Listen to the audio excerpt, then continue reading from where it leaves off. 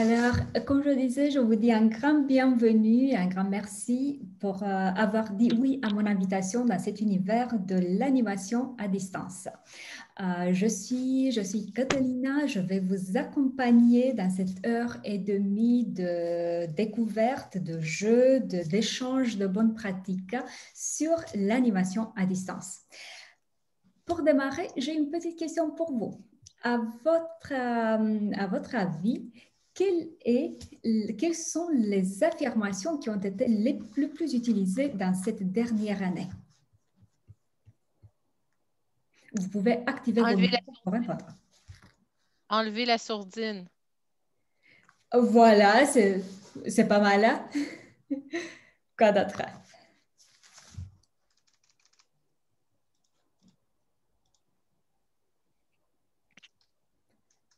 Personne ne veut parler avec moi. Bah, ça démarre pas très bien. Ben, il y a toutes les Allez. questions du visuel, là, toutes les questions reliées à l'audio et aux vidéos, évidemment. Exactement. D'après la sagesse de Facebook, et vous savez qu'il y a seulement des choses sérieuses qu'on dit sur Facebook, hein, et il y a deux affirmations qui ont été le plus utilisées. Voyez-vous mon écran et ton micro, il est coupé. Maintenant, blague à part, la réalité est que cette période a vraiment chamboulé notre quotidien.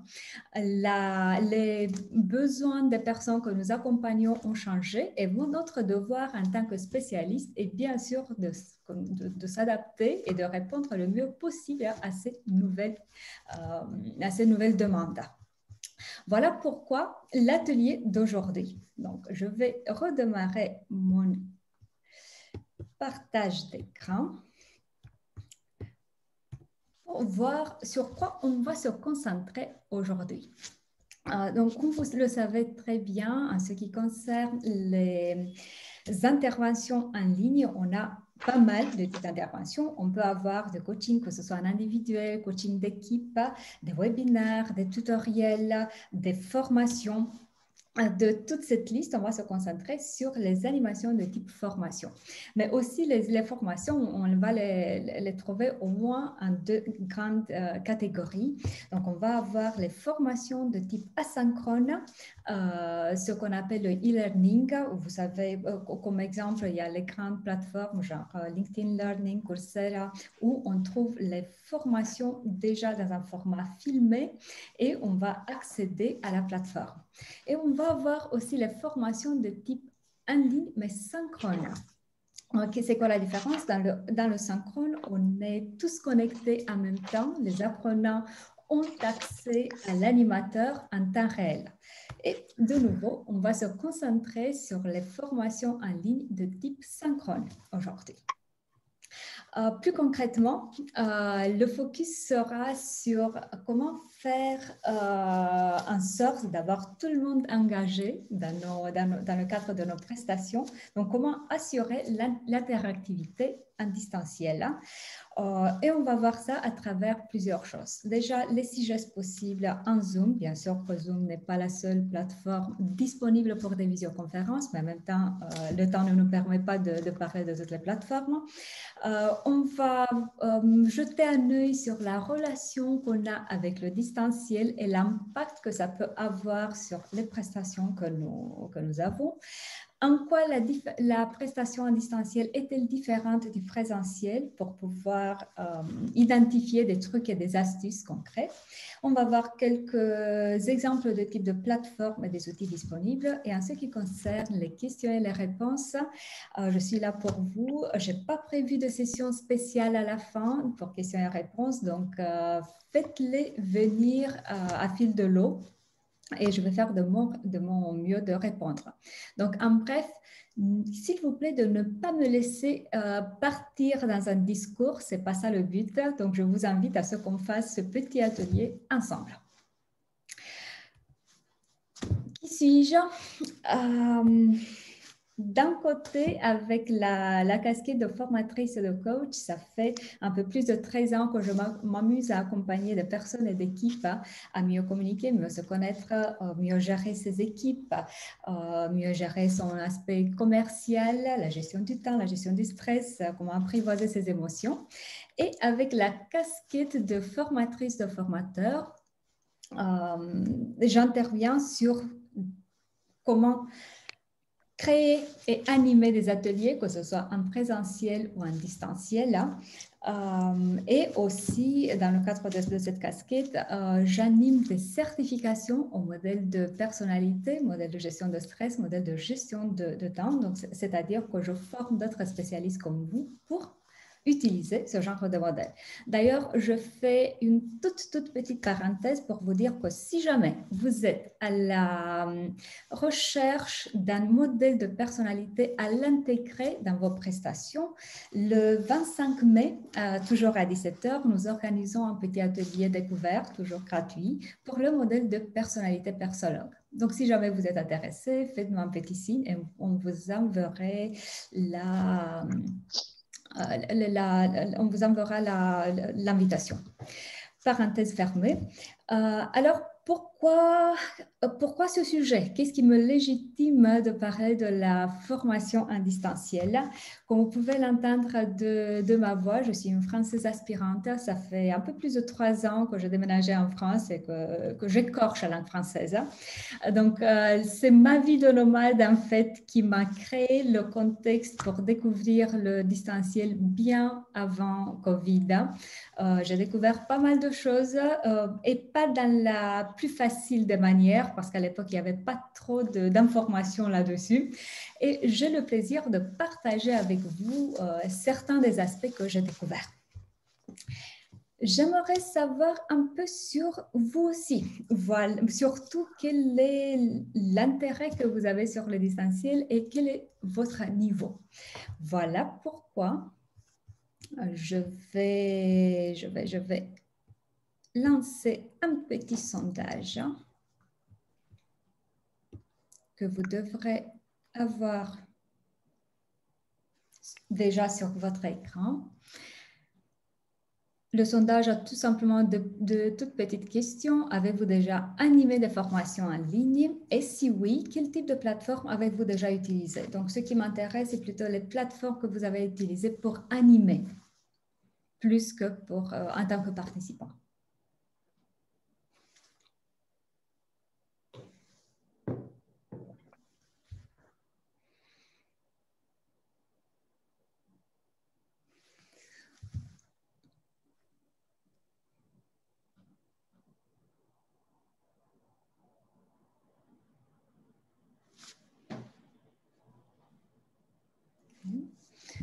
Je vois que 40 personnes de 55, vous avez répondu. Donc, on attend encore deux petites secondes.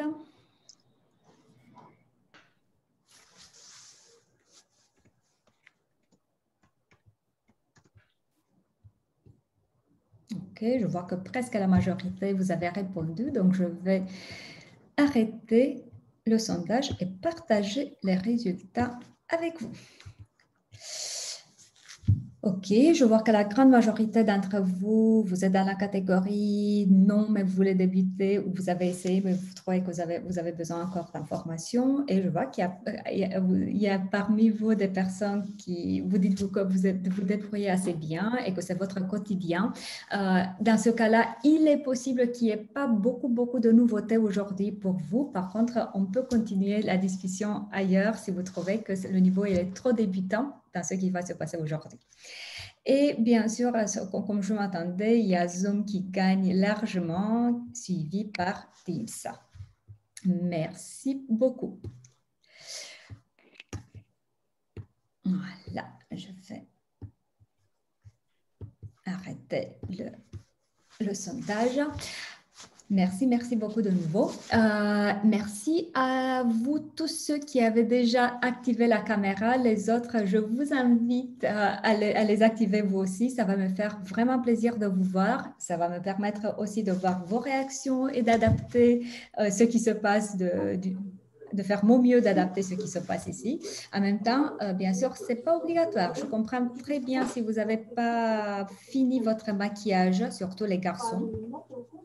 Donc, je ne vais pas insister trop.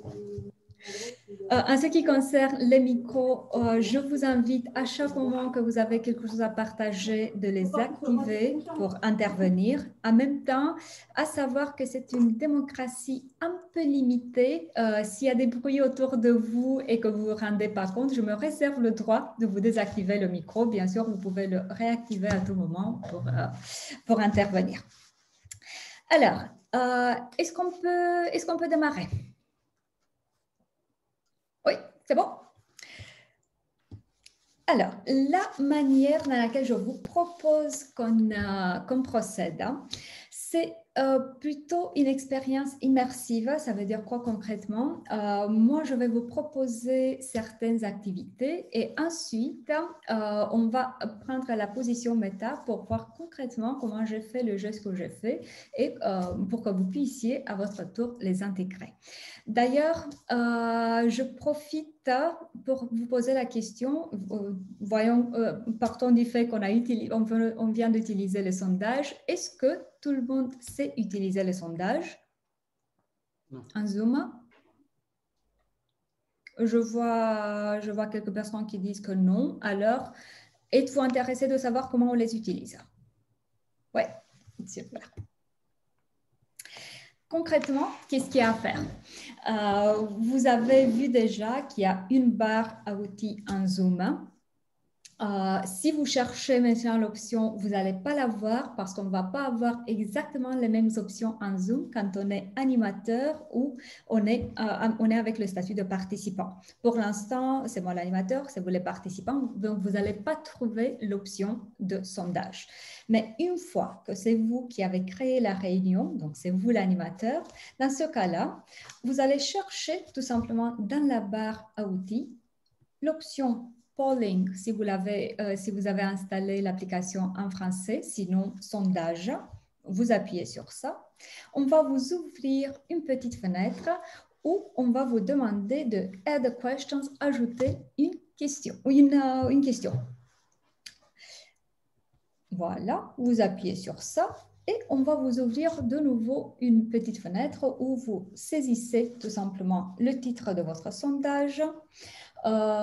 Vous allez saisir votre question et vous voyez que vous avez le choix entre un petit sondage à choix unique ou à choix multiple. Dans notre cas, on a eu une première question avec un choix unique parce que c'est un peu difficile de dire non, j'ai jamais utilisé, mais c'est mon quotidien. Donc voilà, la première question, c'était avec un choix unique. Mais la deuxième question, vous avez vu qu'il y avait un choix multiple. Vous pouvez marquer autant d'outils que vous voulez. Au cas où vous désirez créer un sondage avec plus d'une question, alors vous allez appuyer sur « Ajouter une question ». Au cas où vous préférez plutôt faire plusieurs types de sondages avec une seule question, alors tout ce que vous avez à faire, c'est de cliquer sur « Enregistrer ». Et au moment, bien sûr, qu'on fait ça en amont, on peut le faire aussi pendant qu'on est en session. Il y a personne qui nous empêche. En même temps, peut-être qu'on veut le faire en amont pour que tout soit préparé et prêt à utiliser. Donc, une fois qu'on est en pleine session, de nouveau, on cherche dans la barre à outils le petit bouton avec sondage et on va voir la liste des sondages qu'on a préparés et on lance celui qui nous intéresse. Donc voilà, c'est tout ce qu'il y a à faire. Y a-t-il des questions là-dessus?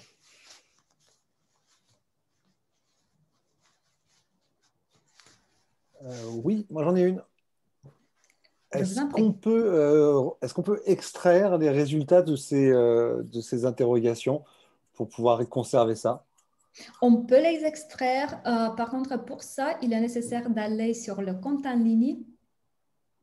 Donc, sur le compte en ligne, la session qui nous intéresse, et de là, on peut extraire la liste de participants, les réponses au sondage. En même temps, on ne va pas confondre les choses. Le petit sondage qu'on peut faire en Zoom ne va pas tenir lieu d'évaluation formelle dans le cadre d'une formation. Donc, ce n'est pas la même D'accord. chose. Ce genre de sondage, on l'utilise pour animer un tout petit peu, pour voir un peu le niveau, mais on ne va pas avoir de manière nominale les réponses. D'accord. Merci.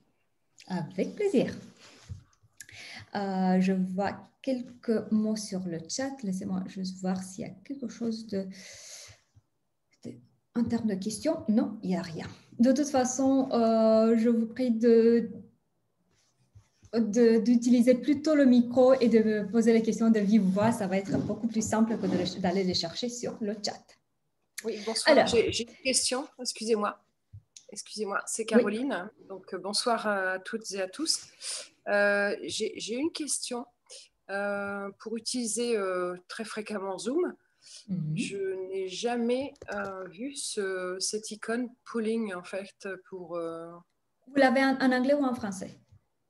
En fait, on a le choix en entrée de Zoom, donc souvent je mets français, mais parce que mes Zooms sont en français, mais c'est uniquement pour la... Ok, donc si c'est en français, vous allez trouver plutôt sondage, déjà. Est-ce que vous avez un compte payant? Non.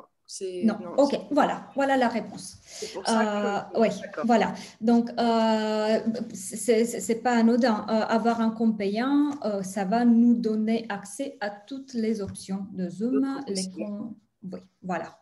De toute façon, vous allez me détester, désolé, mais pour démolir un mythe, le distanciel, si on part de l'idée qu'il ne doit coûter rien, c'est complètement faux. Le distanciel bien fait, il coûte.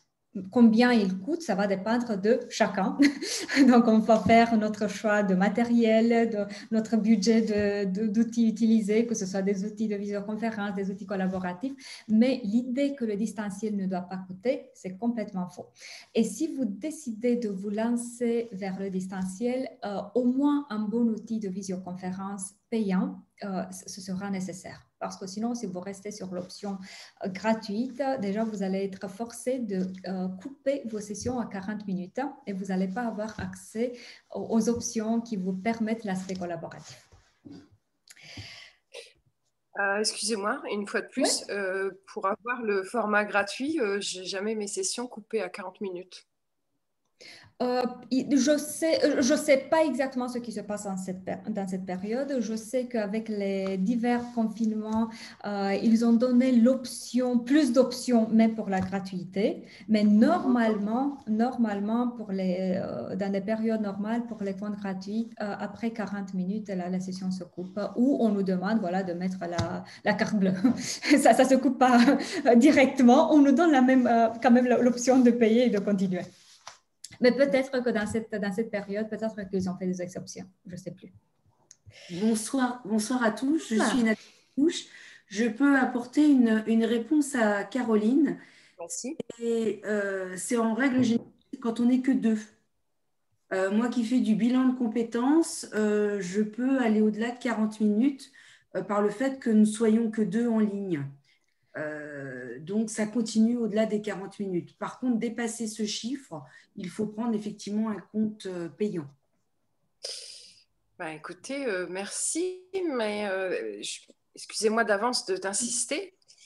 Quand on va dans les paramètres de programmation d'une réunion à venir, vous pouvez de vous-même décocher les 40 minutes qui sont initialement positionnées et augmenter votre créneau horaire d'utilisation du Zoom. Et ça, je le fais très souvent, que ce soit à deux ou en groupe ou à plusieurs. Enfin, de nouveau, je vous propose qu'on dépasse le moment parce que de toute façon, il y a ce genre de règles, il le change de temps en temps. Donc, je ne sais pas exactement comment ça se passe en ce moment.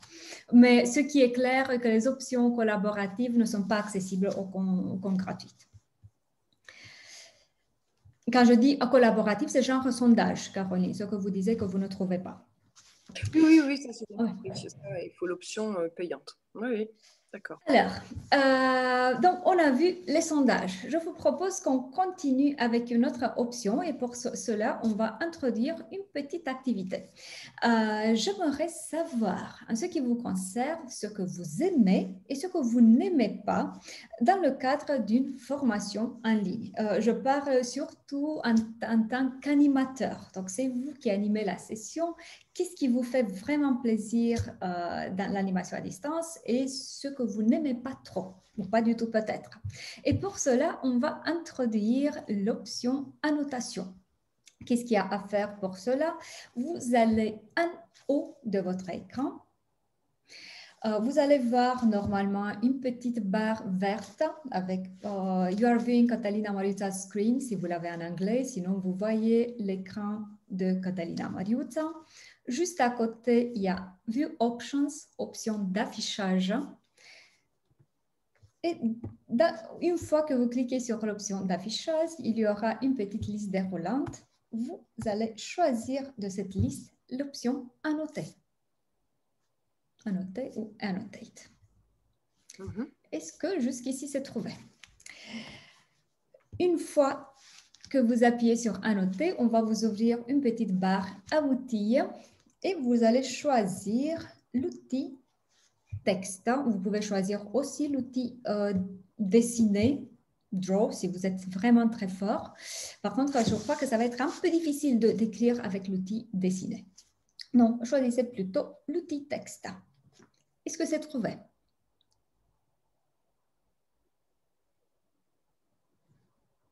Oui, non? Bah, pour ma part, non. Moi, j'ai pas ces outils-là dans mes paramètres ni barre de tâches. Ça ne tient pas d'avoir, en tant que participant, une fois que l'écran il est partagé, peu importe le type de compte que vous avez. Donc, vous devez avoir... En haut, vous avez la bande, vous avez marqué, voyez actuellement, c'est quand vous bougez votre souris sur votre écran, il y a en haut, tout à fait en haut de votre écran, il y a marqué, voyez actuellement l'écran de Catalina. Vous le lisez, ça, en vert? À côté, il y a option d'affichage.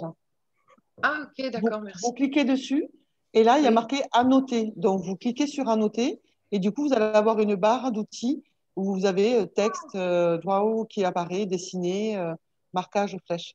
Ça marche? Ok, ça marche. Voilà. Merci. Et Pas de problème, Caroline, avec plaisir. Et si je vois que quelques-uns d'entre vous, vous avez trouvé et que vous avez commencé à faire des annotations sur mon écran, merci de me prouver que vous avez trouvé aussi la gomme et pour effacer. Sinon, n'oubliez pas que je peux toujours activer le muscle de l'animateur et le faire moi-même. Mais voilà. Pourquoi je vous demande d'effacer tout ce qui est comme annotation? Parce que j'aimerais qu'on utilise plutôt ce cadre-là. Donc,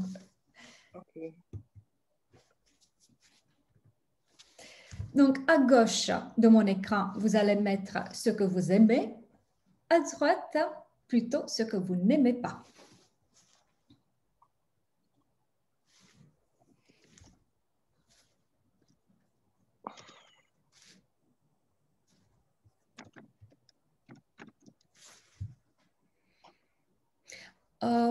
Petite information qui pourrait être utile, une fois que vous avez appuyé sur Enter, vous ne pouvez plus intervenir sur le texte. Donc, écrivez toute la phrase de préférence avant d'appuyer sur Enter.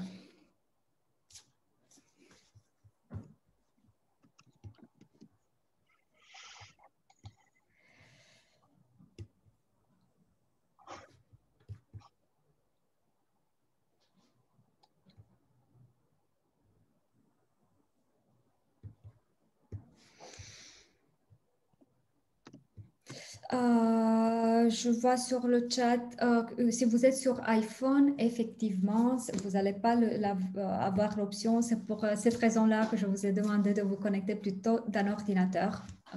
Ça nous permet beaucoup plus d'options que sur un smartphone.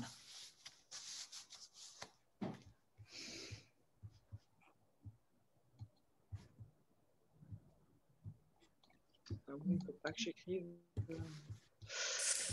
Alors, je vais faire un tout petit peu le ménage parce qu'effectivement, une fois que vous écrivez, comme je vous disais, il n'y a pas la possibilité d'intervenir. Donc, je vais déplacer un tout petit peu quelques-uns de vos textes pour que ce soit un peu plus lisible.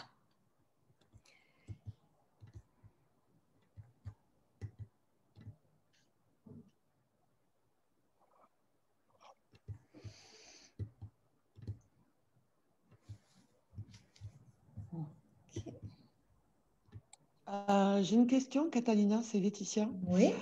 Là, vous parliez de l'option. On ne peut pas revenir sur notre texte une fois qu'on a écrit, mais avec l'option payante, on peut revenir sur le texte une fois qu'on a écrit ou pas du tout? Non, c'est seulement plus. l'animateur, C'est c'est figé. seulement l'animateur Ok. qui peut Voilà. intervenir. Ok. On écrit, Ouais. mais on peut pas revenir dessus. Il n'y a que l'animateur qui peut revenir. Non, mais D'accord. pour l'instant, il y a cette petite limitation. D'accord. Merci, Catalina. Avec plaisir. S'il Là. vous plaît. Mhm. Est-ce que vous allez nous transmettre le flyer par la suite?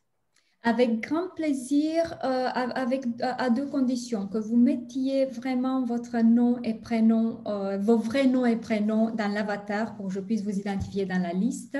Et si jamais vous ne vous êtes pas inscrit, de me mettre les adresses mail par chat.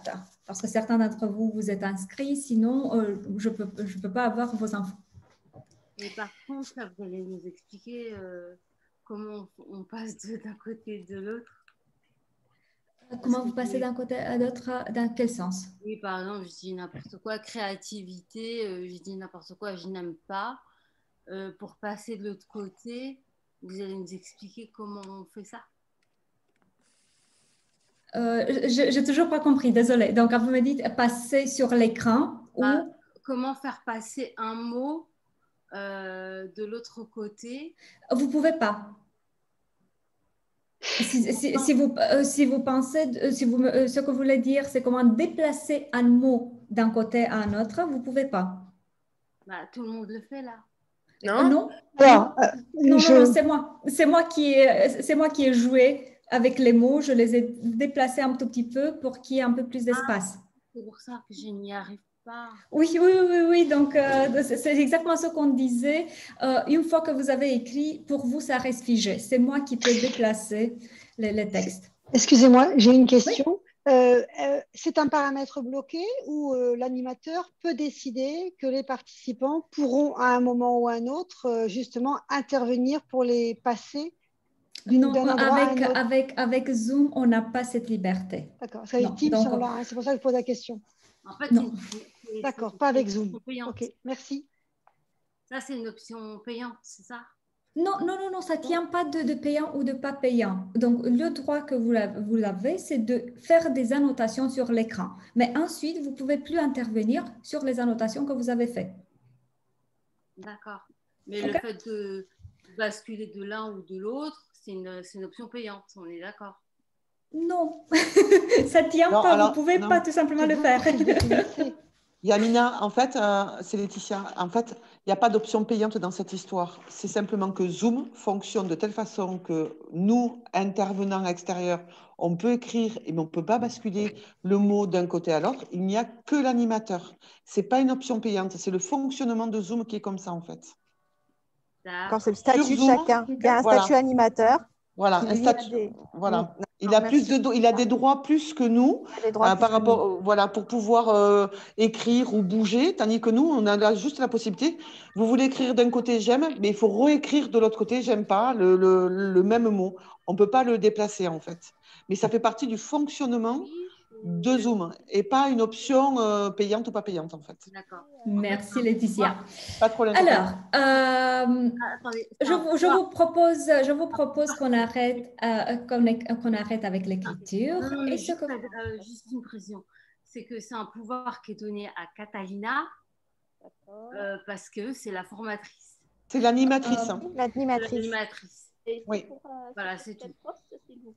C'est pas elle qui nous a bloqués ou quoi que ce soit. Non, pas du tout.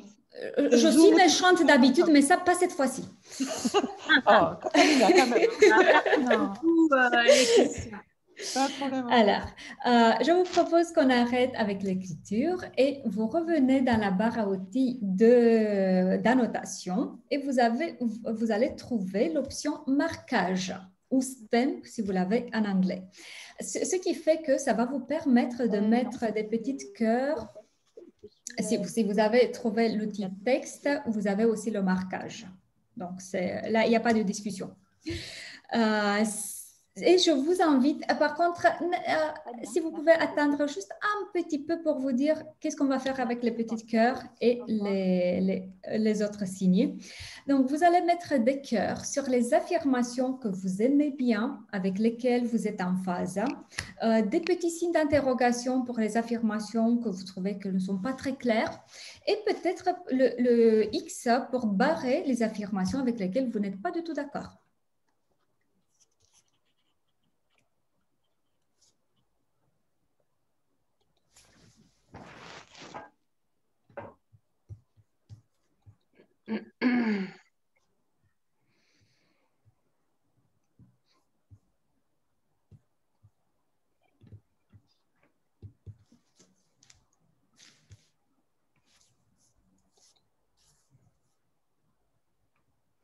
Et je vois que, par exemple, maîtriser la gestuelle a gagné un signe d'interrogation. Est-ce que vous voulez bien, la personne qui a écrit maîtriser la gestuelle, si vous pouvez nous expliquer un tout petit peu ce que vous avez voulu dire par cela?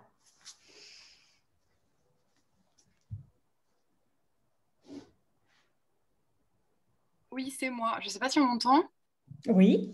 Je suis Axel et je suis formatrice en bar. Et donc, pour la technique, en fait, tout simplement, quand on est sur des techniques de cocktail, savoir maîtriser la gestuelle de la verse d'un cocktail ou alors savoir comment mélanger, shaker, voilà, il y a plusieurs choses. Donc, c'est ça que je voulais dire. Ok, la bonne nouvelle est qu'il y a des solutions pour vous. Par contre, vous allez avoir besoin de vous équiper d'une deuxième caméra et de changer, de passer de la caméra de votre ordinateur à la deuxième caméra quand vous voulez montrer quelque chose de plus près. D'accord. Il y a des solutions. Ok, super. Alors, bien sûr qu'on ne va pas insister sur toutes les affirmations. C'était, comme je vous disais, plus pour introduire l'aspect de annotation.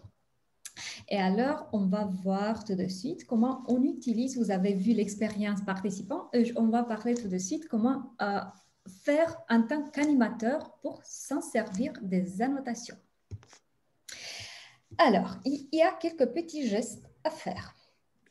Déjà, regardez ce qui se passe au moment où moi j'ai voulu continuer avec ma présentation. Vous voyez que toutes vos belles annotations nous accompagnent. Est-ce que vous avez une idée pourquoi cela arrive?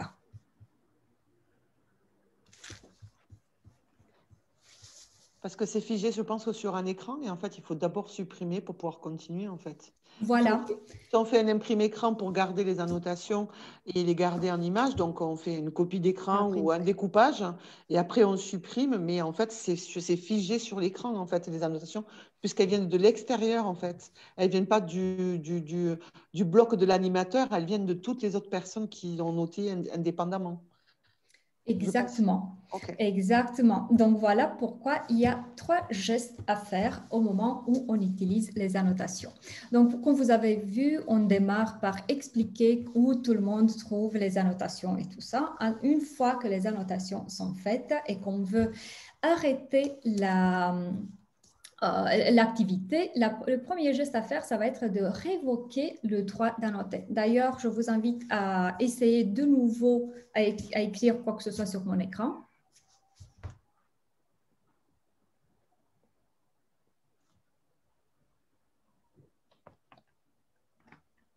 Et ça ne marche plus. Donc, comme vous pouvez le voir, je peux être méchante aussi. Mais pourquoi être méchante dans cette situation-là? Parce que tout simplement, parce qu'on a décrété qu'une activité doit finir, c'est pas que tout le monde obéit tout d'un coup. Donc, ce qui fait qu'on peut, nous, on veut continuer avec une autre activité, on va se retrouver toujours avec des petits cœurs, des petites étoiles sur l'écran. Et si on veut vraiment arrêter une activité, alors la première chose à faire, ça va être de révoquer le droit d'annotation. annoter. Comment on fait ça? Tout simplement, dans la barre à outils qu'on a de Zoom, on va chercher l'option. Donc, il y a en tant qu'animateur, on va avoir toutes les options disponibles. Ensuite, il y a les 3 petits points. On appuie sur les 3 petits points pour avoir plus d'options. Et là, on va avoir toujours donné le droit d'annoter, Enable Annotation for Others, ou révoquer le droit d'annoter, Disable Annotation for Others. Ce qui fait que les autres peuvent annoter ou ils ne peuvent pas annoter sur notre écran. Ensuite, on va appuyer sur notre option d'annoter. On va chercher les 2 dernières options. Sauver, Save, la dernière, ce qui va nous permettre de sauvegarder tout ce qu'on a eu sur notre écran, si on veut les utiliser après. Sinon, moi, pour être sûre, je fais toujours aussi une capture d'écran. Ça fait que je suis à 100% que je vais trouver les informations. Et la deuxième, effacer, clear. Et ça va vider l'écran de toutes les annotations que les participants ont mis.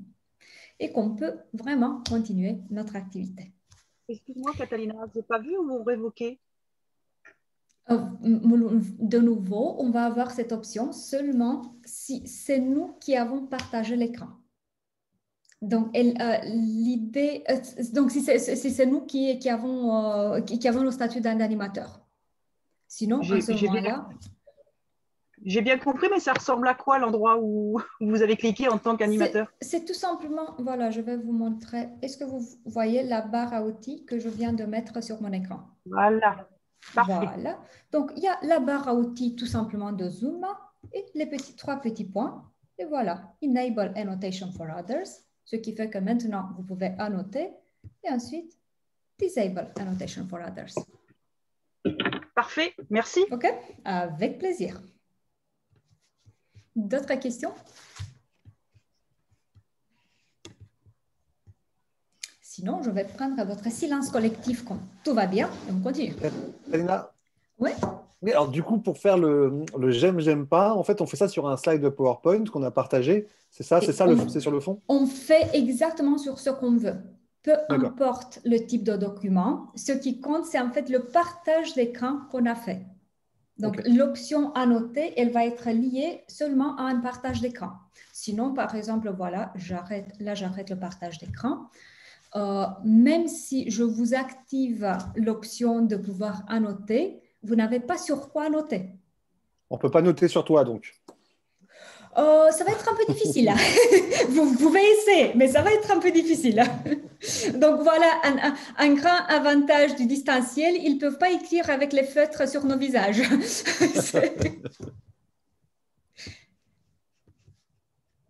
Voilà, je reprends le partage d'écran. Donc, vu qu'on est sur l'idée de comment faire ce genre de facilitation en grand groupe, une autre option qu'on peut utiliser, c'est aussi le tableau blanc. Comment l'utiliser? C'est très, très simple. C'est la même barre à outils avec le bouton grand vert qui crie partage d'écran. Dans ce cas-là, comme je suis déjà dans un partage d'écran, il va me proposer un nouveau partage. Une fois que j'appuie sur ça, je prends tout simplement l'option tableau blanc. Ce qui fait qu'on peut remplacer tout simplement le paperboard du présentiel, là, on le met en distanciel. Le grand avantage à mes yeux, donc le distanciel n'est vraiment pas le croque-mitaine, il y a aussi de belles choses qu'on peut faire. Le grand avantage est que quand on utilise le tableau blanc, toutes les informations qu'on va mettre sur le tableau blanc, ça se sauvegarde automatiquement. Donc, c'est fini avec les photos et tout ça, ça se sauvegarde automatiquement et on peut les envoyer aux stagiaires si on a fait émerger des idées très intéressantes. Est-ce que ça va jusqu'ici?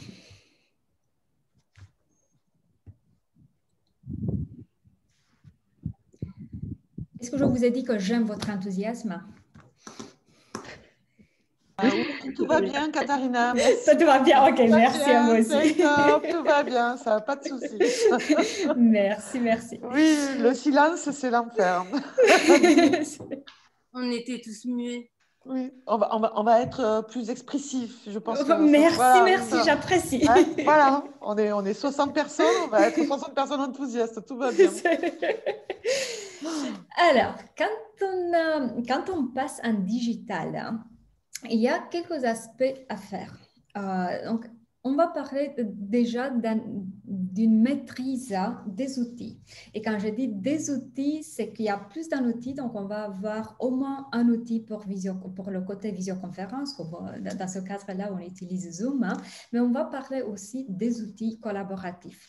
Et maîtriser ces outils, effectivement, c'est un point très, très important parce que sinon, ça va être très difficile de se concentrer sur créer le lien avec nos participants, faire une expérience inoubliable hein, au moment où notre énergie va tout simplement sur quel bouton je dois appuyer pour faire ça. Donc, la maîtrise, elle va être effectivement très importante. Mais il ne s'agit pas seulement de maîtriser Zoom. Si on s'imagine qu'on apprend comment utiliser Zoom, on se met devant l'ordinateur et qu'on essaye de faire exactement la même chose qu'on fait en présentiel, ça ne va pas trop se passer bien. Et alors, voilà pourquoi il est nécessaire de transformer ton contenu, de transformer les jeux pédagogiques hein, pour que ça soit approprié pour le distanciel. Hein. Parfois, ce sera même nécessaire de revoir le séquençage parce qu'on va en parler un peu plus. Les journées enchaînées sont quand même déconseillées en distanciel. Donc, revoir son contenu, son séquençage, ses jeux pédagogiques. Changer de posture. Pourquoi? Parce qu'il y a beaucoup de choses qui sont différentes. Et oui, effectivement, par exemple, comme Laetitia le disait, les moments de solitude qu'on vit, ce n'est pas la même chose. Donc, ça va faire partie du changement de posture pour qu'on puisse vivre bien l'expérience et faire les autres la vivre bien aussi. Et il va s'agir aussi de se préoccuper sur comment gagner en efficacité. Gagner en efficacité en ce qui concerne... comment on prépare les activités de manière qu'on puisse les utiliser plusieurs fois avec plusieurs groupes sans devoir travailler chaque fois. Comment on va gérer tout l'aspect administratif parce que n'oublions pas qu'en France, le côté administratif nous occupe trop de temps quand même. Hein. Et alors, comment faire pour gagner en efficacité de ce point de vue aussi et inclure dans les outils qu'on utilise le plus de gestes possibles. Un exemple concret, si je dois faire des QCM parce que j'anime des formations où j'ai besoin des évaluations formelles, quel type de QCM je choisis et comment peut-être choisir un autre outil qui a déjà des QCM intégrés et que cet outil-là peut me faire aussi l'effet d'émargement. C'est juste un exemple. Mais ce que je dis est qu'il est nécessaire de gagner dans ce genre de réflexion qui va faire qu'on va passer moins de temps sur l'administratif et sur la préparation et plus de temps sur ce qu'on aime vraiment animer. Voilà pourquoi, ayant ces 4 préoccupations en tête, nous avons conçu une formation qui a comme but d'adapter son processus entier de formation et pas tout simplement animer en distanciel un petit atelier. Et je vais vous dire juste 2 mots et ensuite on revient à notre atelier.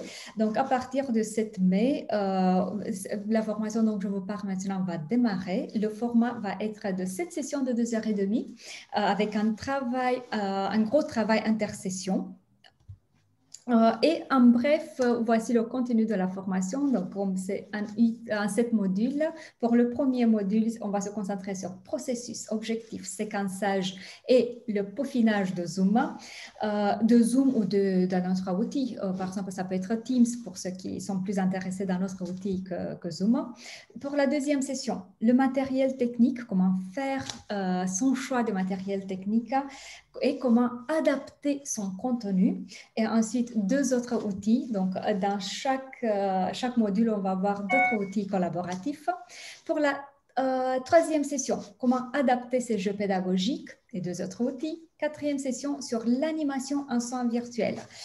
Une nouvelle posture, comment faire en sorte d'utiliser les canaux à la fois visuels, auditifs, kinesthésiques. Comment réagir aux réactions des participants. et 2 autres outils de nouveau.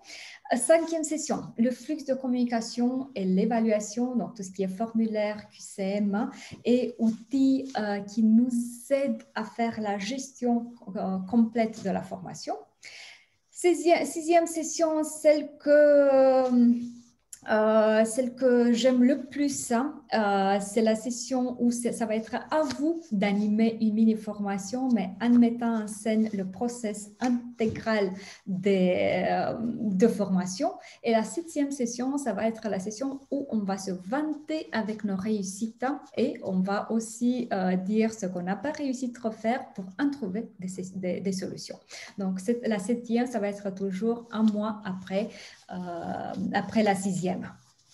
Et le séquençage, il est fait en sorte d'avoir le temps pour le travail intersession. Donc, ça va être une fois par semaine. Voilà. Si vous voulez en savoir plus, on peut en parler à la fin. Maintenant, je vous propose qu'on continue avec notre atelier. Pour qu'on démarre vraiment du bon pied, surtout que je sais pour que le distanciel a la tendance d'être perçu comme le croque-mitaine, je vous propose à réfléchir sur quelques petites questions.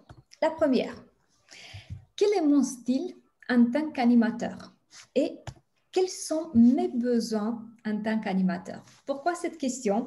Je sais qu'au cœur de l'animation, c'est se concentrer sur ses apprenants, mais la réalité est que si on s'oublie en tant qu'animateur, on peut se retrouver avec des besoins qui ne sont pas remplis et qui vont faire qu'on ne va pas pouvoir avoir l'énergie dont on a besoin pour la transmettre et animer et faire engager tout le monde. Et alors, un exemple très concret. Mon style, il est beaucoup plus de facilitateur que de pédagogue qui donne de l'information descendante. Donc, ce qui fait que je vais avoir le besoin qui est un échange permanent. Un besoin concret, j'utilise beaucoup mon canal visuel. Donc, ce qui fait que j'ai besoin de vous voir. Et quand je prends conscience de ça, je fais le tout pour faire les autres activer leur caméra. Parce que sinon, je sais que je vais vivre des grands moments de solitude et qui vont empêcher ma possibilité d'avoir l'énergie nécessaire. Donc, voilà un exemple. C'est à vous de me dire quels sont vos styles et les besoins qui en résultent de ça. Une autre question. Je vais vous laisser la possibilité d'échanger sur tout ça. Donc, pour l'instant, on va juste énumérer les questions. Deuxième, quelles sont mes convictions, peut-être potentiellement limitatives, par rapport aux formations en ligne? J'entends beaucoup de fois des choses genre « ce n'est pas possible de on ne peut pas avoir des échanges, on n'est pas… c'est pas la même chose comme en présentiel. » Donc, voilà. Qu'est-ce que vous en pensez sur la formation à distance et quel est l'impact sur votre prestation, la conviction que vous avez? Ensuite, c'est peut-être un bon moment de regarder un tout petit peu et de faire l'inventaire de nos compétences digitales. On ne part pas du même niveau et c'est complètement normal. Donc, j'ai accompagné des personnes qui avaient besoin tout simplement d'un peu de soutien pour faire le transfert du contenu. Mais j'ai accompagné aussi des personnes qui n'avaient jamais créé de leur vie en PowerPoint. Donc, voilà, le niveau, il est complètement différent et c'est normal. Donc, c'est à vous de vous faire un peu l'inventaire de ce que vous savez déjà très bien faire et où peut-être vous avez besoin d'encore un peu plus d'exercice. Et une dernière question qui peut impacter vraiment les animations que nous faisons, c'est quelles sont aussi les convictions de mes clients par rapport à la formation à distance. Pourquoi? Parce que ce n'est pas la même chose d'animer pour un client qui est déjà convaincu, donc voilà, qui ne va pas chercher la petite bête, qui ne part pas avec l'idée « Ah, mais nous on n'aime pas le distanciel », ou avec un client qui est là, qui est complètement présent, qui prend du plaisir dans la formation, que ce soit en présentiel ou en distanciel. Donc, et si c'est le cas de il n'aime pas trop, alors votre travail va être un travail double, hein, de vendre vos prestations et de les vendre en format distanciel. Donc voilà, les 4 questions que je vous propose pour que vous réfléchissiez un tout petit peu. Et pour cela, on va faire comme d'habitude d'une pierre deux coups. On va introduire l'option de groupe de partage. Et vous allez avoir la possibilité d'échanger sur ces 4 questions. Pour cela, on va faire comme ça. Déjà, j'ai besoin que vous ayez ces 4 questions avec vous, parce que sinon, une fois que vous allez partir avec les groupes de partage, vous n'allez plus avoir accès à mon écran. Donc, voilà pourquoi je vais vous donner sur le chat. Juste un petit instant, je suis sortie du mode plein écran pour pouvoir avoir accès au chat et vous envoyer le document.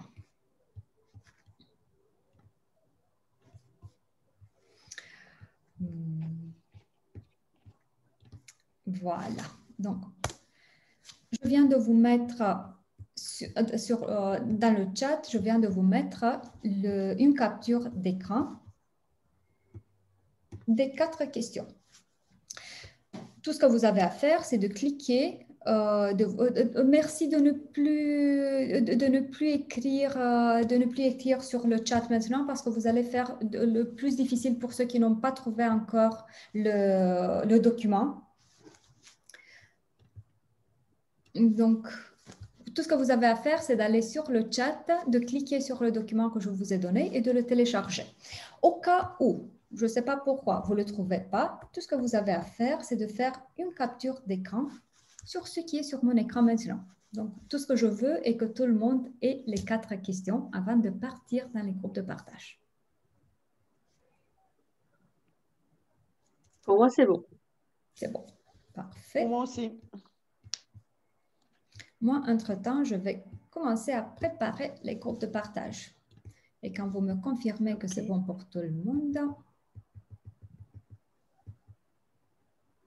donc on va faire des groupes de 3.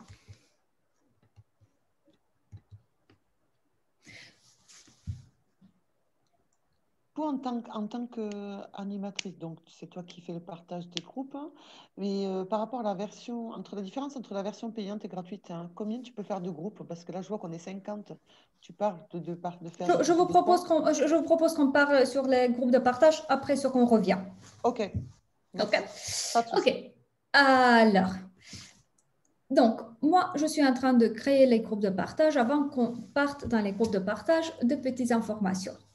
Donc, une fois que vous allez vous retrouver dans les groupes de partage, il est très possible, juste un petit instant, OK, c'était pas là,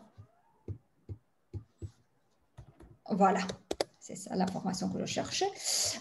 Donc, une fois que vous vous retrouvez dans les groupes de partage, parce que bien sûr, vous allez dire oui à mon invitation de partir dans les groupes de partage parce que vous êtes gentil. Donc, une fois que vous partez dans les groupes de partage, si vous vous retrouvez seul, il est fort possible que ça arrive parce que si tout le monde ne veut pas participer, alors ils ne vont pas venir effectivement dans les groupes.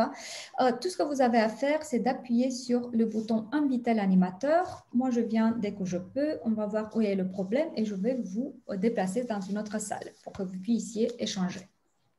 Donc, vous allez être parti pendant 8 minutes et ensuite, on va voir comment on va discuter sur les groupes de partage ensemble. Est-ce que pour tout le monde est clair ce qu'il y a à faire une fois que vous vous retrouvez dans les groupes de partage? Oui, alors, voilà, c'est tout. Alors, je vais les créer tout de suite. Après, il y a une correction, bien sûr. Une correction sur... Moi, je suis complètement débutante, donc il y aura une correction. Je ne suis pas sûre d'avoir bien compris. Correction sur quoi exactement? Sur les différentes questions. Il n'y a pas de question de correction, il y a tout simplement un échange. Donc, c'est des questions auxquelles je vous propose de réfléchir à haute voix. Il n'y a pas question de corriger quoi que ce soit. D'accord. Voilà, donc moi je vais démarrer tout de suite les cours. Sabrina, Oui. excuse-moi, est-ce que tu peux mettre, qu'on puisse voir le moment où tu fais le partage? Le petit encart où tu as montré le partage et tu vas faire le partage. On va en parler, comme je disais, quand vous revenez des groupes de partage, sur comment créer les groupes de partage. Ok, merci. Ok, avec plaisir. Ok, alors je vais démarrer les groupes. Amusez-vous bien, on se revoit tout à l'heure. À tout de suite.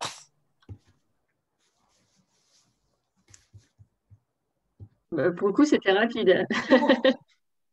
Excusez-moi, comme l'application a pas fait en même temps. C'était comment? C'était court. C'était rapide. C'était court, oui, je sais. Oui, je sais. Bien évidemment, 8 minutes, ce n'est pas le temps qu'on va donner, surtout avec un grand groupe comme c'est notre cas maintenant. Mais, ici, c'était plus pour voir que ça, c'est possible. Catherine, il y a une question. Oui, Stéphane? Stéphane, oui. À nous trois, dans notre petite équipe, on était ravis de ta performance comme animatrice. J'aurais une question, pas vraiment personnelle, mais une question un peu personnelle à toi. Où regardes-tu quand tu t'adresses à nous? Parce qu'on a l'impression d'être avec toi. C'est vous que je regarde, bien sûr. En fait, le petit secret, qui n'est pas vraiment très secret, c'est d'avoir deux écrans. Donc, j'ai l'écran de l'ordinateur où je vous ai vous. Et bien sûr la caméra et aussi un petit outil que j'ai acheté qui fait qu'il me montre l'ordinateur, il me montre la caméra au niveau des yeux et à côté j'ai un deuxième écran qui fait que je déroule la présentation et tout ce que j'utilise d'autre sur mon deuxième écran. C'est pour ça que de temps en temps, je regarde à ma droite, hein, mais au moment où je ne suis pas en partage d'écran, où on veut vraiment échanger, voilà, je regarde directement dans la caméra et je vous ai juste en dessous. OK.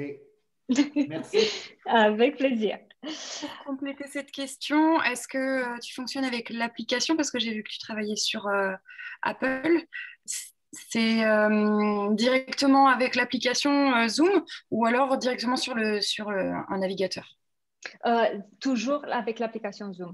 D'accord, c'est plus facile par Oui, rapport aux deux écrans? C'est plus facile, il y a plus d'options, donc toujours avec l'application téléchargée. Donc ça, là, il n'y a pas de doute.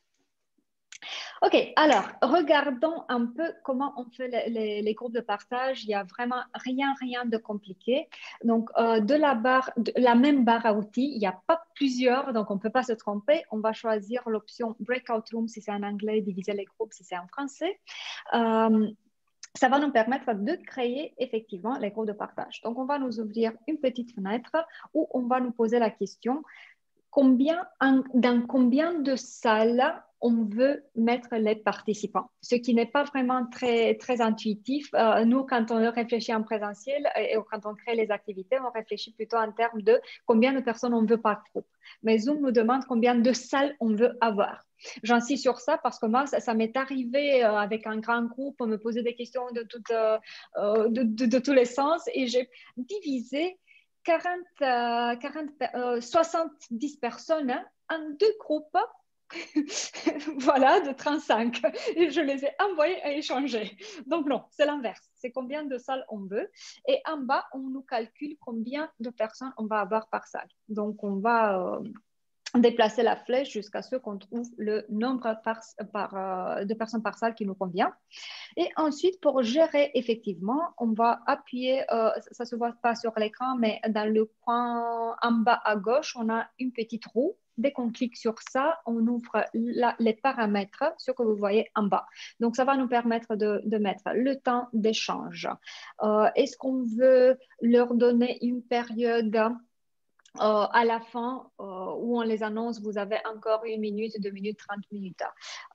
Est-ce que je veux être annoncé quand le temps s'est écoulé et avoir la possibilité de prolonger peut-être si on trouve que le temps n'a pas été suffisant? Est-ce qu'on veut qu'ils aient la possibilité qu'ils reviennent dans la grande salle s'ils ont fini les échanges ou s'ils ont des questions et tout ça? Donc voilà, c'est d'ici qu'on va qu'on va créer tous ces paramètres pour chaque session. Et vous avez vu combien ça dure. Donc, on crée les groupes en 30 secondes. On n'a pas besoin de plus que ça. C'est vraiment très, très pratique.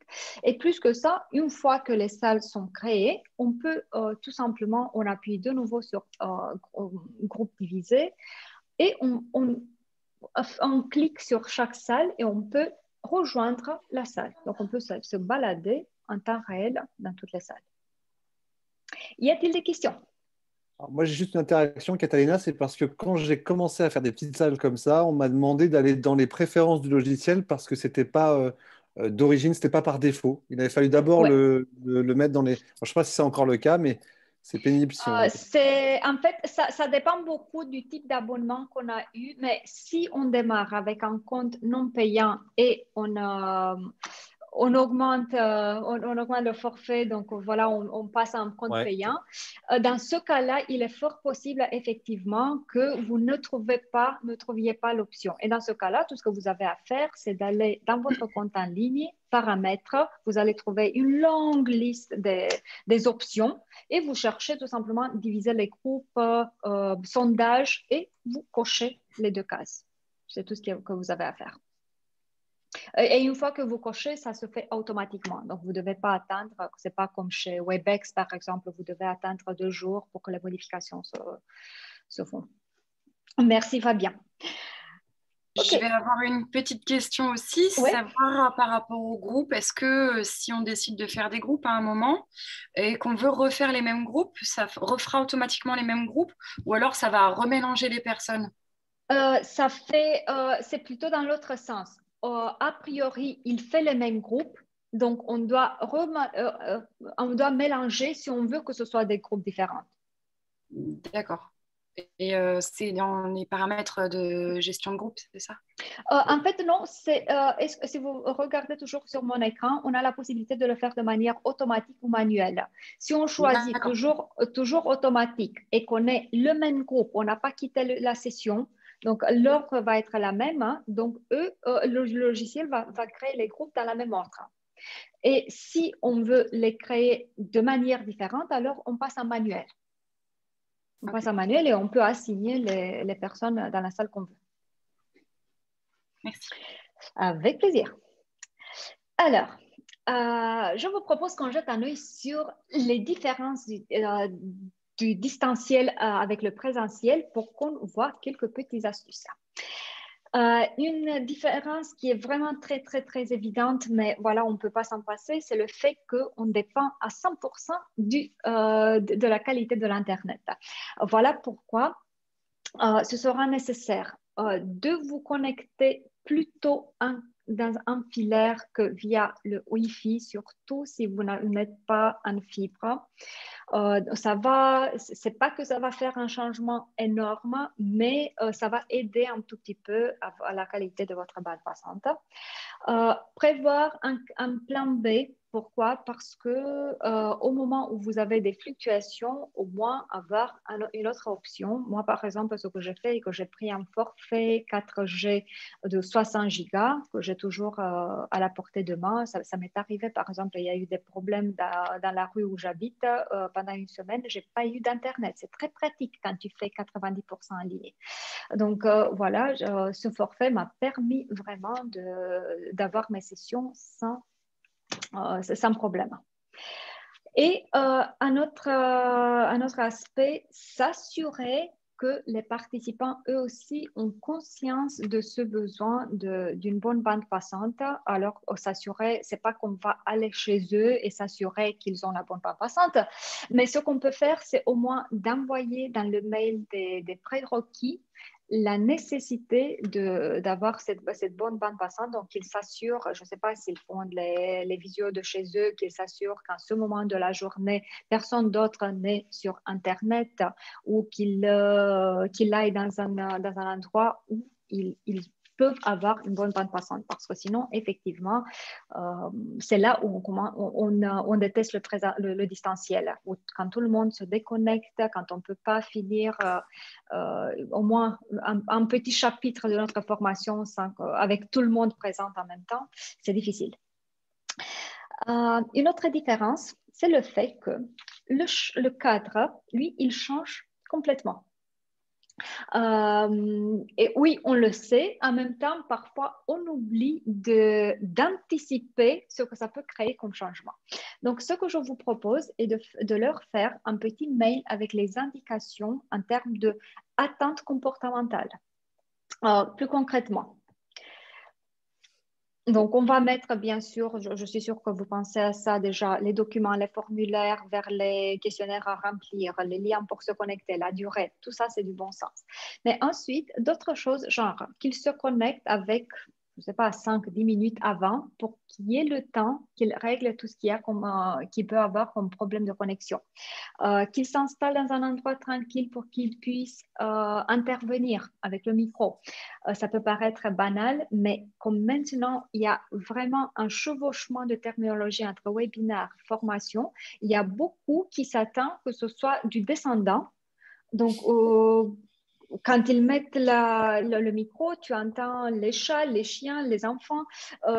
Pourquoi? Parce qu'ils n'ont pas prévu que ça va être un échange réel. Donc, si vous voulez qu'il y ait un échange, alors il faut les prévenir. Pareil pour les caméras. Ça m'est arrivé dans mes débuts du distanciel qu'on me dit, surtout si c'était très tôt le matin, désolé, moi je ne peux pas mettre la caméra parce que je suis en pyjama. OK, pourquoi la personne était en pyjama? Parce que de nouveau, elle n'avait pas été avertie. Écoute, il y aura un vrai échange ici, donc ça ne va pas être différent par rapport à ce qu'on fait en présentiel. Donc oui, je m'attends à ce que tu aies des pantalons. Donc voilà. Prévoir de quoi écrire, prévoir un verre d'eau, du thé, du café, tout ça, ça peut paraître de nouveau du bon sens, mais je ne peux pas vous dire combien de temps j'ai perdu en attendant tout le monde qui me disait attends, je prends un verre d'eau et je reviens tout de suite, ou je prends quelque chose à écrire et je reviens. Donc, tout ce qu'on ait besoin qu'ils aient, c'est pareil comme en présentiel, on prépare la salle avec tout ce dont ils ont besoin. Donc voilà, en distanciel, on va les envoyer les informations avec ce qu'il est nécessaire qu'il y ait.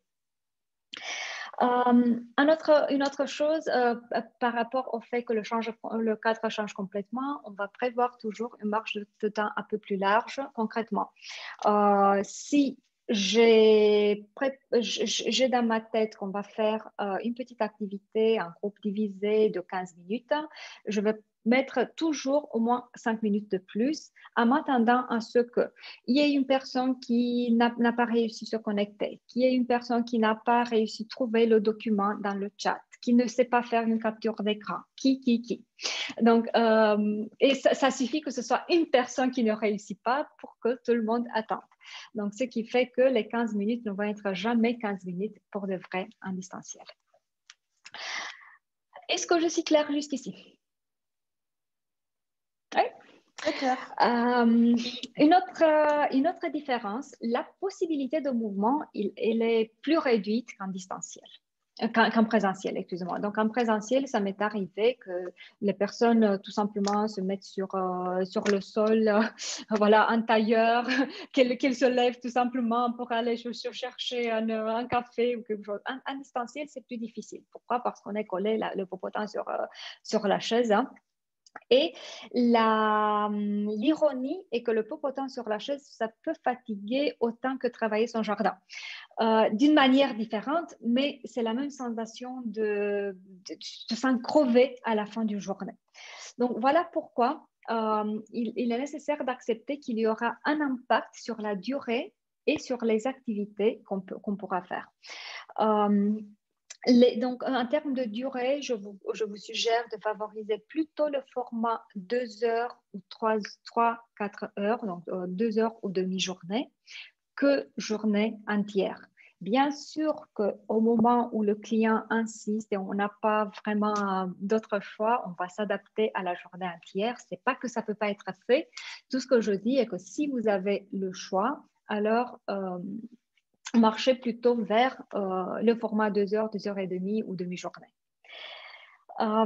Et comme je disais, ce sera nécessaire vraiment de repenser, de recréer les activités pour les impliquer le plus possible parce que sinon, ils ne vont pas rester avec nous. Oui, ils vont rester physiquement, mais mentalement, c'est une autre histoire.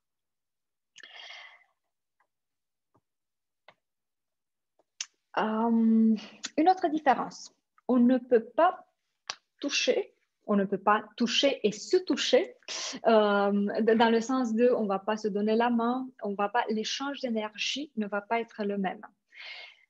C'est pas la même chose avec on ne peut pas créer cet échange d'énergie en distanciel, on peut le créer, mais tout ce que je dis est qu'en présentiel, ça se fait à l'instantané, en distanciel, ça ne se fait pas à l'instantané, et ça va être un autre boulot de créer cette atmosphère d'échange, de bienveillance, de donner l'impression qu'on est, même si on est chacun chez soi, on est en fait tous dans cette bulle-là, on est tous dans le même endroit, et c'est pas seulement qu'on est même dans le même endroit, mais on a envie d'être là. Et c'est pas seulement qu'on a envie d'être là, mais on a envie de partager, de donner un peu de soi, d'aider les autres, et aussi de se déshabiller. Quand je dis déshabiller, bien sûr, ça veut dire de guillemets, donc de montrer ses vulnérabilités, de changer même sur les aspects qui ne sont pas très flatteurs sur soi-même.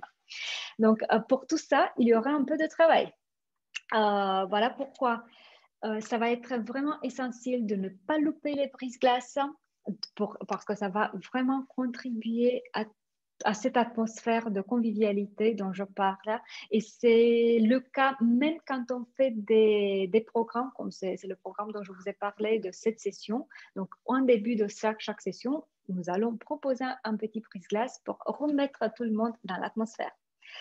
L'ambiance qu'on crée, le sourire, soyez pas radin avec votre sourire parce que c'est à nous, l'animateur, de dégager l'énergie et ensuite, bien sûr, qu'elle va commencer à circuler, mais ça doit venir de nous. Un petit astuce, autoriser les micros ouverts. Pourquoi? Parce que ça fait que on n'est plus obligé de faire toujours cette gymnastique d'aller activer son micro et dire ce qu'il y a à dire. Question pour vous.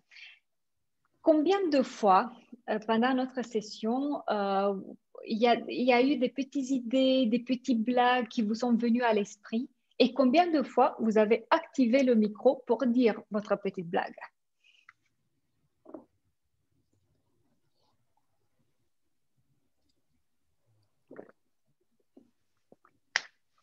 Zéro. On se censure, mais parce qu'il y a énormément de participants. On n'a pas On voit osé. bien qu'il y a 60 personnes. Si tout le monde met son micro, il y a un parasitage énorme. Donc, c'est vrai que moi, en ce qui me concerne dans ma pratique, je suis obligée de dire aux apprenants de fermer leur micro parce qu'on entend le chien de Marie, la sœur et la porte. Et, enfin, c'est infernal. Et on va devenir sourd. Ça va dépendre, bien sûr, beaucoup du nombre de participants. Tant qu'on est jusqu'à 15-17, moi, je pars toujours avec le micro ouvert. Et bien sûr, au moment où il y a des bruits, où je leur demande de couper les micros, ou je les coupe moi-même. Il y a l'option de couper les micros de tout le monde en même temps. On a résolu le problème et ensuite, ils vont les réactiver à fur et à mesure. Mais le fait de pouvoir intervenir au moment où on a envie de dire quelque chose, ou on a une petite blague à dire, c'est ça ce qui va contribuer à cette atmosphère de « on est tous là ». Sinon, il y aura des gros moments de solitude et de silence qui va peser de plus en plus. Voilà. Ensuite, une autre différence qu'on vient de voir juste, c'est le fait que le temps de réaction n'est pas le même. Et c'est normal, parce qu'il y a quelques aspects qui se passent. Déjà, le son, il n'est pas instantané. Le moment où je parle et vous entendez, il n'est pas vraiment instantané. Le plus il y a des problèmes de réseau, de mon côté, de votre côté, le plus il y aura un plus grand délai. Donc, voilà, une première chose qui se passe. Ensuite, bien sûr que vous allez avoir besoin de processer la question. Ensuite, bien sûr que vous allez avoir besoin d'un petit temps de réflexion pour formuler la réponse. Et à tout ça, au moment où vous êtes avec le micro coupé, vous allez avoir besoin du temps pour faire la gymnastique d'aller activer le micro. Donc voilà, je viens de rajouter 4 segments qui vont faire que la réponse ne peut pas être instantanée. Et ce qui fait qu'il y aura vraiment besoin de leur laisser le temps de répondre, de réfléchir et de répondre. Donc, on ne va pas leur sauter dessus tout de suite et on ne va pas se sentir non plus seul, tout simplement parce qu'ils ne répondent pas à l'instantané. Donc, concrètement, qu'est-ce qu'on fait? On pose la question, on sourit et on attend. Et en attendant, on compte à peu près jusqu'à 7. C'est le temps, c'est grosso modo le temps de laisser le temps pour les 4 segments de temps que je viens de mentionner. Et bien sûr, en termes de changement de posture, ça va être aussi nécessaire d'apprendre à apprivoiser le silence. Donc, de notre côté, d'intégrer le fait que le silence n'est pas toujours mauvais. En distanciel, parfois, le silence, ça fait tout simplement partie du jeu. Et une dernière différence, les participants peuvent se cacher davantage. On va faire la différence entre c'est le distanciel qui les fait se cacher ou c'est le distanciel qui leur donne la possibilité de se cacher quand ils ont envie de se cacher. Parce que la réalité est que si on réfléchit à nos expériences en tant que participants, même en présentiel, il y a parfois des animateurs qui nous donnent envie de creuser un trou et de nous mettre sous la chaise, mais on ne va pas faire ça parce qu'on a été bien éduqués. Donc, on va rester poli sur la chaise.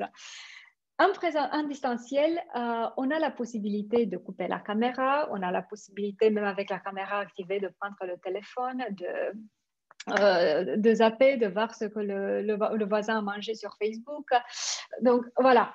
Et alors, on ne va pas blâmer le distanciel pour ça, mais moi, je vais prendre ça plutôt comme un indicateur que s'il ressent le besoin de se cacher, c'est qu'il y a vraiment le moment que je change quelque chose.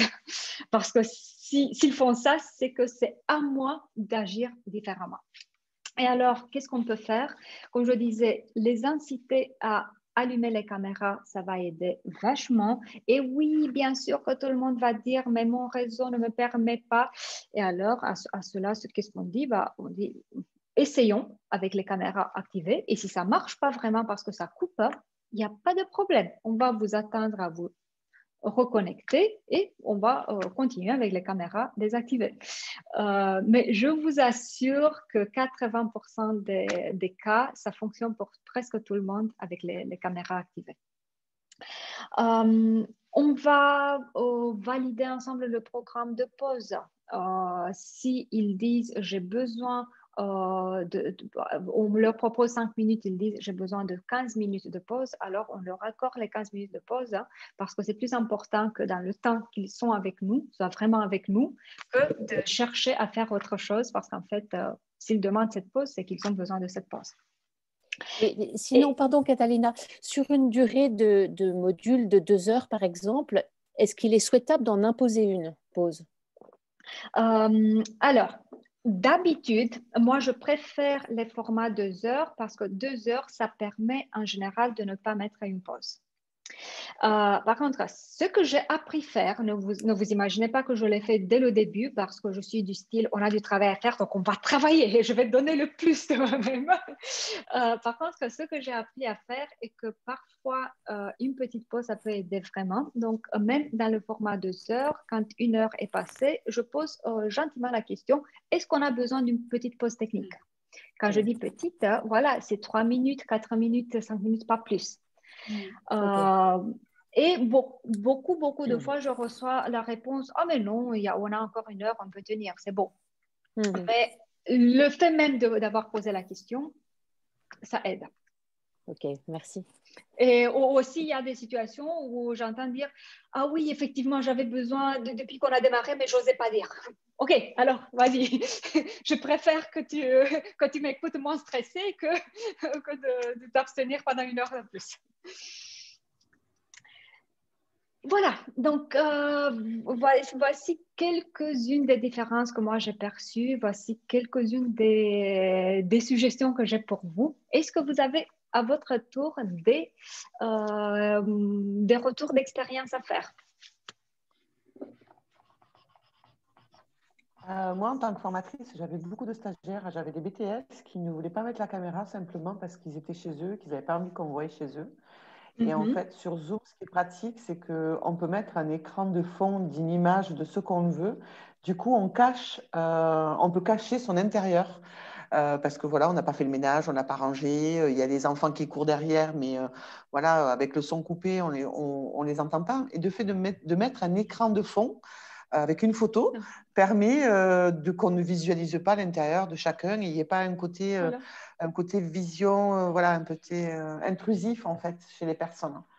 Donc c'est vrai qu'avec Zoom, c'est assez pratique en fait. C'est assez pratique ce genre d'application en fait. Oui, donc on peut... ça justement.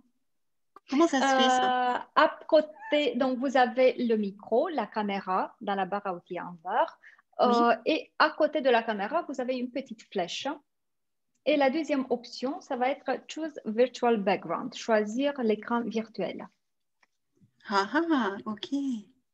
En même temps, en tant qu'animateur, je vous conseille vraiment de ne pas le faire. Il y a beaucoup de raisons pour ne pas le faire, mais c'est une autre chose de leur suggérer, eux, en tant que participants, de le faire s'ils ressentent le besoin. Mais nous, en tant qu'animateurs, c'est préférable de ne pas le faire parce que déjà, techniquement, il doit y avoir quelques conditions qui doivent être remplies pour que ça fonctionne vraiment bien. Et ensuite, ce n'est pas en nous mettant une image avec le pont San Francisco qu'on va apprivoiser la distance. Vous voyez ce que je veux dire? Donc, on veut créer plutôt l'idée de quelque chose de naturel, de normal, quoi. Oui, mais c'est bien de pouvoir le suggérer et de le proposer à des élèves. Oui, ça c'est autre chose, ça c'est autre histoire. Ça c'est très bien. Ouais. Mais comme ça, je sais comment leur dire. Voilà. Merci. Avec plaisir. Une question. Oui. J'ai vu quelqu'un qui aussi animait parfois et il se mettait sur son PowerPoint en fait. Il arrivait à se mettre directement sur son PowerPoint et puis il zoomait parfois en grand, plus petit. On avait l'impression qu'il avait la main là-dessus. Il s'intégrait lui, tu veux dire? Oui. Je crois pas qu'il était sur un PowerPoint nécessairement. Donc, ça dépend. Il y a plein de choses qu'on peut utiliser. Il est possible qu'il ait intégré une tablette graphique. Ça peut être une option. Ou ça peut être une option qu'il n'utilisait pas de PowerPoint, mais plutôt un outil de type board, genre Klaxoon, genre Concept Board. Et dans ce cas-là, il zoomait effectivement le contenu. Mais je crois pas qu'il était dans un PowerPoint. Ou peut-être qu'il utilisait un logiciel de type Prezi qui permet effectivement ça, de faire le zoom in, zoom out sur ce qu'il utilisait. Mais c'est tout simplement des soupçons que j'ai. Je ne sais pas exactement ce qu'il faisait. Merci. Avec plaisir. Alors, pour les plateformes disponibles, on va avoir des plateformes de visio. Donc, je vous ai mis ici une belle liste. Et on va avoir aussi plein d'outils de collaboratifs. On n'a pas le temps maintenant d'en passer en revue tous les outils ou d'en parler des fonctionnalités. Mais tout ce que j'aimerais vous dire, c'est qu'en fait... Excuse-moi, il n'y a plus le partage d'écran ou c'est que chez moi? Ah non, c'est moi parce que j'ai voulu qu'on échange un tout petit peu. J'ai arrêté et ensuite j'ai oublié de le remettre. Voilà, c'est fait. Merci. Merci. Donc, quand vous faites votre choix, faites une liste des critères. Qu'est-ce qui est important pour vous en termes de fonctionnalité, en termes de tarifs, en termes de sécurité, de tout. Donc, faites-vous une liste. Et surtout, peu importe ce que vous utilisez, il est nécessaire d'avoir un plan B. Un plan B pour la plateforme en visio, parce que oui, on aime Zoom, mais ça m'est arrivé que le client me dise chez nous, Zoom c'est interdit. Ah ben, qu'est-ce qu'on fait? On lutte à ceux qu'il accepte le Zoom? Non, parce que nous, on veut vendre nos prestations. On ne vend pas Zoom. Zoom, ça reste un outil pour nous. Donc, dans ce cas-là, il est nécessaire de pouvoir ou s'adapter à l'outil qu'il utilise ou de pouvoir proposer un deuxième outil que nous, on maîtrise très bien. Et c'est pareil pour tous les autres outils, les outils collaboratifs. Pour l'instant, c'est un peu la jungle. La jungle dans le sens de, il y a l'embarras du choix vraiment. En même temps, pas tout est permis partout. Par exemple, c'est une chose comme quand j'anime pour vous des spécialistes, en général, ce sont des entrepreneurs, des personnes qui travaillent à leur compte, donc ils ont vraiment le choix de ce qu'ils utilisent, ou j'interviens en entreprise, par exemple des grosses boîtes, ou quand je pose la question avec qui ce qui est permis chez vous, ils me disent 2 ou 3 de ma liste de 10-15 outils que je leur propose. Donc voilà pourquoi pour chaque type d'activité qu'on veut créer, que ce soit des activités avec des post-it, des activités de type board, peu importe, il faut avoir l'outil de base et un outil de type plan B. Est-ce que j'ai été claire? Oui. Voilà. Donc, ce qu'on a vu aujourd'hui, c'est un tout petit aperçu de la formation dont je vous ai parlé, où on part vraiment en détail vers tous les aspects qu'on a mentionné. Comment créer son contenu, comment vraiment maîtriser les outils, comment créer des activités de tous les types et comment prévoir toujours ce plan B sur quoi on peut s'appuyer en principal, sur quoi on peut aller pour avoir le plan BC. Et avant qu'on se quitte, j'aimerais savoir de votre part, toujours en plein écran, j'aimerais savoir avec quoi repartez-vous de cette session. Et pour cela, je vous invite à prendre votre téléphone. Je sais que vous l'avez à la portée de main, donc pas besoin de le cacher. Et d'aller... déjà, je vous dis un grand merci de ne pas l'avoir utilisé trop pendant notre session. Je vous invite à ouvrir un nouveau onglet sur ce que vous utilisez, que ce soit Google Chrome ou peu importe ce que vous utilisez comme navigateur, et de taper www, ce qui est écrit dans le haut de mon écran, www.menti.com, menti.com. Ça vient de Mentimeter. Vous cliquez sur l'application qu'on vous propose et on va vous demander un code. Le code, c'est 60 44 81 24. C'est toujours dans le haut de votre écran. Non, je n'ai pas un flash code à flasher, donc il y a le code à introduire.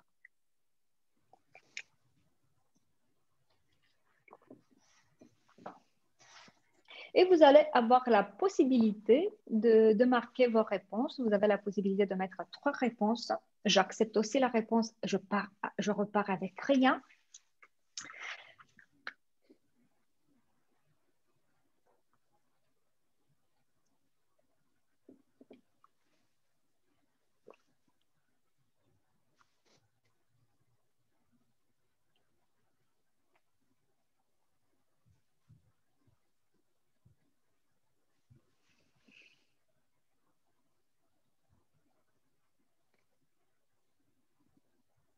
Et si vous jetez un œil sur mon écran, je l'ai laissé toujours en partage d'écran, vous allez voir qu'on a la possibilité de voir à l'instantané les réponses de tout le monde. Et ce que j'aime sur cette application est le fait qu'on peut utiliser à la fois sur l'ordinateur, mais sur leur téléphone. Donc, ce qui fait qu'on peut rester connecté sur Zoom et taper avec le téléphone.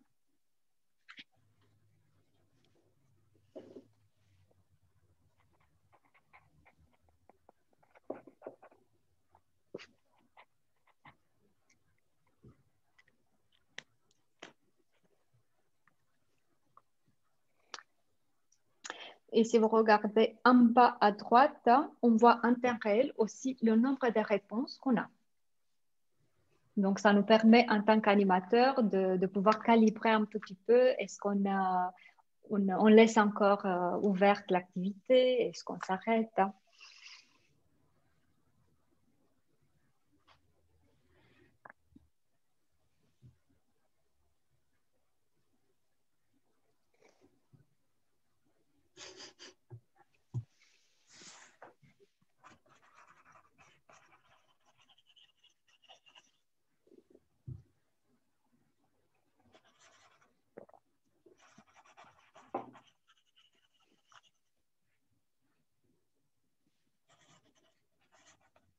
Merci beaucoup pour vos réponses. Voulez-vous savoir un peu plus sur la formation dont je vous ai parlé? Avez-vous des questions?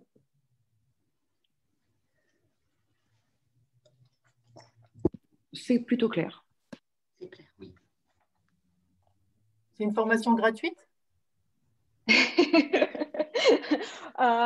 Je suis sûre que vos formations sont gratuites aussi. Donc,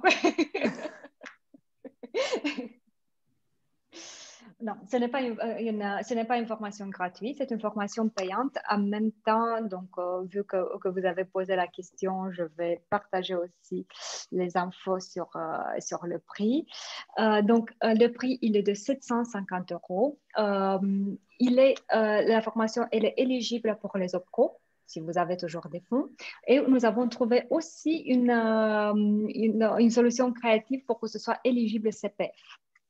Donc, si vous avez toujours de l'argent dans votre tirelire et vous voyez l'intérêt qu'on aille un peu plus loin, concrètement, ce que vous allez recevoir, ça va être une prise en main des outils, donc 2 outils de visioconférence et 8 outils de type collaboratif, des techniques d'animation en distanciel, concrètement pour le distanciel, des échanges de bonnes pratiques. On arrête les groupes à 6 personnes, donc ce qui fait qu'il y aura vraiment des vrais échanges.